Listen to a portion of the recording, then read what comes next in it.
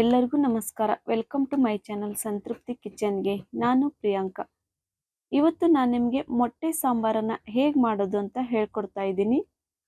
ಈ ಥರ ಮೊಟ್ಟೆ ಸಾಂಬಾರನ್ನು ಮಾಡಿಕೊಂಡು ಊಟ ಮಾಡಿ ಟೇಸ್ಟ್ ಎಷ್ಟು ಚೆನ್ನಾಗಿರುತ್ತೆ ಅಂತ ನೀವೇ ಕಾಮೆಂಟ್ ಬಾಕ್ಸಲ್ಲಿ ತಿಳಿಸ್ತೀರಾ. ಹಾಗಾದರೆ ಬನ್ನಿ ತಡ ಮಾಡದೆ ಮೊಟ್ಟೆ ಸಾರು ಮಾಡಲಿಕ್ಕೆ ಏನೇನು ಸಾಮಗ್ರಿಗಳು ಬೇಕಂತ ನೋಡ್ಕೊಂಬರೋಣ. ನಾನಿಲ್ಲಿ ಒಂದು ತೆಂಗಿನಕಾಯಲ್ಲಿ ಅರ್ಧ ತೆಂಗಿನಕಾಯನ್ನು ಕಟ್ ಮಾಡಿಕೊಂಡು ಈ ಥರ ಇಟ್ಕೊಂಡಿದ್ದೀನಿ. ನಂತರ 10 ರಿಂದ 12 ಬೆಳ್ಳುಳ್ಳಿ ಹೆಸಳನ್ನು ತಗೊಂಡಿದ್ದೀನಿ. ಸ್ವಲ್ಪ ಸೊಂಪು, ಚಕ್ಕೆ, ಏಲಕ್ಕಿ, ಲವಂಗ ತಗೊಂಡಿದ್ದೀನಿ. ಸ್ವಲ್ಪ ಹಸಿ ಶುಂಠಿ, ಒಂದು ಈರುಳ್ಳಿನ ಕಟ್ ಮಾಡ್ಕೊಂಡು ಇಟ್ಕೊಂಡಿದ್ದೀನಿ. 2 ಟೊಮೆಟೊನ ಸಹ ಕಟ್ ಮಾಡ್ಕೊಂಡು ಇಟ್ಕೊಂಡಿದ್ದೀನಿ. ನಂತರ ನಿಮಗೆ ಖಾರ ಎಷ್ಟು ಬೇಕೋ ಅಷ್ಟು ನಾನಿಲ್ಲಿ ಒಣಮೆಣಸಿನ್ಕಾಯಿನ ಬಳಸ್ತಾ ಇದ್ದೀನಿ. ಒಣಮೆಣಸಿನ್ಕಾಯಿ ಇಲ್ಲಾಂದರೆ ನೀವು ಖಾರ ಪುಡಿಯನ್ನು ಸಹ ಬಳಸ್ಬೋದು. ಇವಾಗ ಇವೆಲ್ಲವನ್ನು ಹುರ್ಕೋಬೇಕು. ಅದಕ್ಕಾಗಿ ಗ್ಯಾಸ್ ಆನ್ ಮಾಡಿ ಒಂದು ಬಾಳೆಹಣ್ಣಿಟ್ಟು ಅದಕ್ಕೆ ಒಂದು 2 ಟೇಬಲ್ ಸ್ಪೂನ್ ಅಷ್ಟು ಎಣ್ಣೆನ ಹಾಕ್ತಾ ಇದ್ದೀನಿ. ಎಣ್ಣೆ ಚೆನ್ನಾಗಿ ಬಿಸಿಯಾದ ನಂತರ ಒಣಮೆಣಸಿನ್ಕಾಯಿ ತಗೊಂಡಿದ್ವಲ್ಲ ಅದನ್ನು ಎಣ್ಣೆಯಲ್ಲಿ ಹಾಕಿ ಚೆನ್ನಾಗಿ ಹುರ್ಕೊಂಡು ತೆಗೆದು ಇಟ್ಕೊಳ್ತಾ ಇದ್ದೀನಿ. ಈ ಥರ ಮಾಡೋದ್ರಿಂದ ಮೆಣಸಿನ್ಕಾಯಿ ಟೇಸ್ಟ್ ಚೆನ್ನಾಗಿ ಬರುತ್ತೆ, ಅದೇ ಥರನೇ ಕಲರು ಸಹ ಚೆನ್ನಾಗಿರುತ್ತೆ. ಹಾಗಾಗಿ ನಂತರ ಈರುಳ್ಳಿನ ಕಟ್ ಮಾಡ್ಕೊಂಡು ಇಟ್ಕೊಂಡಿದ್ವಲ್ಲ ಅದನ್ನು ಸಹ ಇವಾಗ ಹಾಕ್ತಾ ಇದ್ದೀನಿ. ಈರುಳ್ಳಿ ಸ್ವಲ್ಪ ಬ್ರೌನ್ ಕಲರ್ ಬರೋವರೆಗೂ ಚೆನ್ನಾಗಿ ಒಂದು ಸ್ಪೂನಿಂದ ಕೈ ಆಡಿಸ್ಬೇಕು. ನಂತರ ಚಕ್ಕೆ, ಏಲಕ್ಕಿ, ಲವಂಗ ಇದ್ವಲ್ಲ ಅದನ್ನು ಸಹ ಇವಾಗ ಹಾಕ್ತಾ ಇದ್ದೀನಿ. ಇವನ್ನು ಹಾಕಿ ಸಹ ಒಂದು ಸ್ಪೂನಿಂದ ಚೆನ್ನಾಗಿ ಕೈ ಆಡಿಸಿ ನಂತರ ಹಸಿ ಶುಂಠಿನ ಹಾಕ್ತಾ ಇದ್ದೀನಿ. ನಂತರ ಬೆಳ್ಳುಳ್ಳಿ ಹೆಸಳನ್ನು ಹಾಕ್ತಾ ಇದ್ದೀನಿ. ಆಮೇಲೆ ಸೊಂಪನ್ನು ತೊಗೊಂಡಿದ್ವಲ್ಲ ಅವನ್ನು ಸಹ ಇವಾಗ ಹಾಕ್ತಾ ಇದ್ದೀನಿ.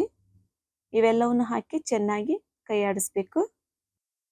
ಕೊನೆಯಲ್ಲಿ ಟೊಮೆಟೊ ಹಣ್ಣನ್ನು ಹಾಕಿ ಚೆನ್ನಾಗಿ ಕೈ ಆಡಿಸ್ಬೇಕು. ಟೊಮೆಟೊ ಹಣ್ಣು ಮೆತ್ತಗಾಗೋವರೆಗೂ ಚೆನ್ನಾಗಿ ಹುರ್ಕೋಬೇಕು. ನೋಡಿ ಈ ಥರ ಚೆನ್ನಾಗಿ ಸ್ಪೂನಿಂದ ಹುರ್ಕೊಂಡ ನಂತರ ಇದಕ್ಕೇನೆ ಸ್ವಲ್ಪ ಕೊತ್ತಂಬರಿನ ಹಾಕ್ತಾ ಇದ್ದೀನಿ. ಕೊನೆಯಲ್ಲಿ ಗ್ಯಾಸ್ ಆಫ್ ಮಾಡಿ ಒಂದು 2 ಟೀ ಸ್ಪೂನ್ ಅಷ್ಟು ಕೊತ್ತಂಬರಿ ಕಾಳು ಪುಡಿನ ಹಾಕ್ತಾ ಇದ್ದೀನಿ, ಅಂದರೆ ಧನಿಯಾ ಪುಡಿನ ಹಾಕ್ತಾ ಇದ್ದೀನಿ. ಇವೆಲ್ಲ ಹಾಕಿ ಚೆನ್ನಾಗಿ ಕೈ ಆಡಿಸಿದ್ರೆ ಈಗ ಮಸಾಲೆ ರೆಡಿ ಆಯಿತು. ಇದನ್ನು ನಾವೀಗ ಒಂದು ಮಿಕ್ಸಿ ಜಾರಿಗೆ ಹಾಕಿ ನುಣ್ಣಗೆ ರುಬ್ಕೋಬೇಕು. ಮೊದಲಿಗೆ ಒಂದು ಮಿಕ್ಸಿ ಜಾರಿಗೆ ನಾನಿಲ್ಲಿ ಕೊಬ್ಬರಿ ಮತ್ತು ಒಣಮೆಣಸಿನ್ಕಾಯಿನ ಹಾಕಿ ರುಬ್ಕೋಬೇಕು. ಮೊದಲು ಕೊಬ್ಬರಿ ಮತ್ತು ಒಣಮೆಣಸಿನ್ಕಾಯಿ ಬೇಗ ನುಣ್ಣಗಾಗೋಲ್ಲ, ಹಾಗಾಗಿ ಇವೆರಡನ್ನೇ ಹಾಕಿ ಚೆನ್ನಾಗಿ ಸಣ್ಣಗಾಗೋವರೆಗೂ ರುಬ್ಕೋಬೇಕು.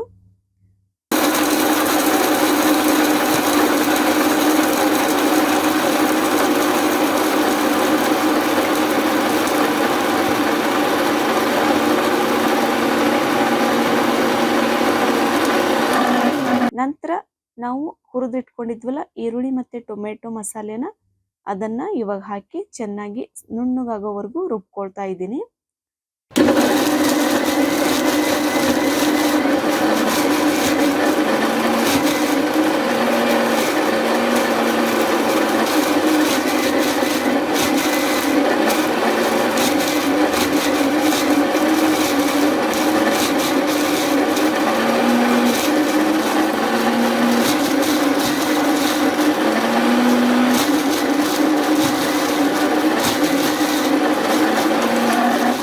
ನೋಡಿ ಈ ಥರ ಮಸಾಲೆ ಆಗಬೇಕು.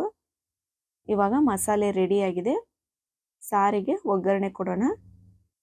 ಸಾರಿಗೆ ಒಗ್ಗರಣೆ ಹಾಕಲಿಕ್ಕೆ ನಾನಿಲ್ಲಿ ಬೆಳ್ಳುಳ್ಳಿ ಮತ್ತು ಶುಂಠಿನ ಒಂದು ಕುಟ್ಟಾಣಿಯಲ್ಲಿ ಕುಟ್ಕೊಳ್ತಾ ಇದ್ದೀನಿ. ನೋಡಿ ಈ ಥರ ತುಂಬ ಸಣ್ಣಗೇನು ಕುಟ್ಕೊಳ್ಳೋದು ಬೇಡ, ತರಿಯಾಗಿ ಕುಟ್ಕೊಂಡ್ರೆ ಸಾಕು. ಇವಾಗ ಶುಂಠಿ ಬೆಳ್ಳುಳ್ಳಿ ಪೇಸ್ಟ್ ರೆಡಿ ಆಯಿತು. ಇದಕ್ಕೆ ನಾನಿಲ್ಲಿ ಅರ್ಧ ಈರುಳ್ಳಿ ಮತ್ತು ಅರ್ಧ ಟೊಮೆಟೊ ಹಣ್ಣನ್ನು ಉದ್ದುದ್ದವಾಗಿ ಕಟ್ ಮಾಡಿಕೊಂಡು ಇಟ್ಕೊಂಡಿದ್ದೀನಿ ಒಗ್ಗರಣೆಯನ್ನು ಹಾಕಲಿಕ್ಕೆ. ನಂತರ ಮೊಟ್ಟೆ ಸಾರಿಗೆ ನಾನಿಲ್ಲಿ 4 ಮೊಟ್ಟೆಗಳನ್ನು ಬೇಯಿಸ್ಕೊಂಡು ಇಟ್ಕೊಂಡಿದ್ದೀನಿ. ನೋಡಿ ಈ ಥರ ಬೇಯಿಸ್ಕೊಂಡು ಸಿಪ್ಪೆ ತೆಗೆದು ಇಟ್ಕೊಂಡಿದ್ದೀನಿ.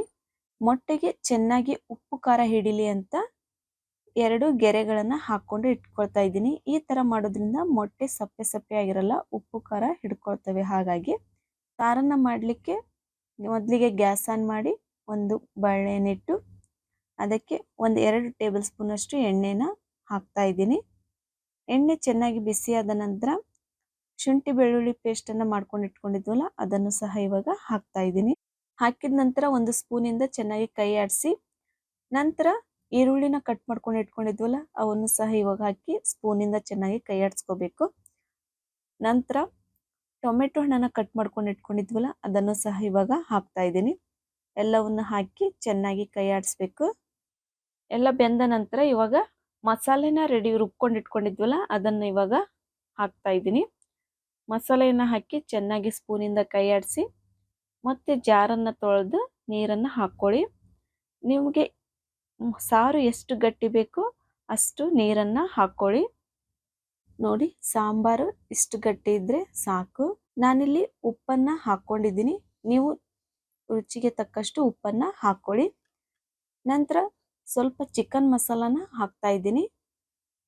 ಚಿಕನ್ ಮಸಾಲ ಹಾಕೋದ್ರಿಂದ ಮೊಟ್ಟೆ ಸಾರಿನ ಟೇಸ್ಟು ತುಂಬ ಚೆನ್ನಾಗಿರುತ್ತೆ. ಹಾಗಾಗಿ ಎಲ್ಲ ಹಾಕಿದ ನಂತರ ಚೆನ್ನಾಗಿ ಮಿಕ್ಸ್ ಮಾಡಿ ಕುದಿಯಲು ಬಿಡಬೇಕು. ಈಗ ಒಂದು ಕುದಿ ಬಂದಿದೆ. ಇವಾಗ ನಾನು ಬೇಯಿಸಿರ್ತಕ್ಕಂಥ ಮೊಟ್ಟೆನ ಹಾಕ್ತಾ ಇದ್ದೀನಿ. ಮೊಟ್ಟೆ ಹಾಕಿದ ನಂತರ ಚೆನ್ನಾಗಿ ಬೇಯಿಸ್ಕೋಬೇಕು.